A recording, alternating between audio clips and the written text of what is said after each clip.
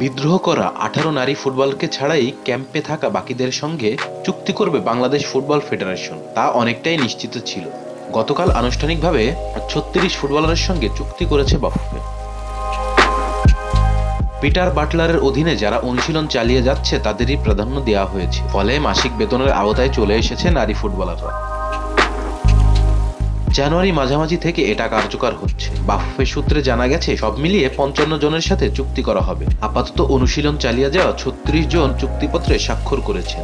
এর মানে সাবিনা, ঋতুপর্ণা চাকমাদের পথ এখনো খোলা আছে।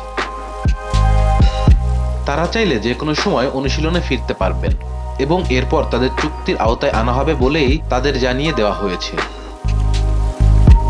এবার সাফ জেতা দলের সদস্য আফিদা খন্দকার, শাহেদা আক্তার রিপা, কোহাতি কিসকো, মুনকি, ইয়ারজান বেগম, আইরিন আক্তার, স্বপ্নারায়ণদের সঙ্গে সুরমা খাতুন, আকলিমা খাতুন, সুরভি আখন্দ প্রীতি, জয়নব বেগম, অর্পিতা, হালিমারা শুরু থেকে বাটলারের অধীনে অনুশীলন করছেন।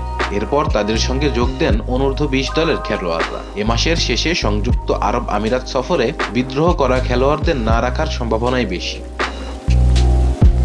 Rezwan Islam, B sports. Please subscribe our channel to get more information about Cricket World.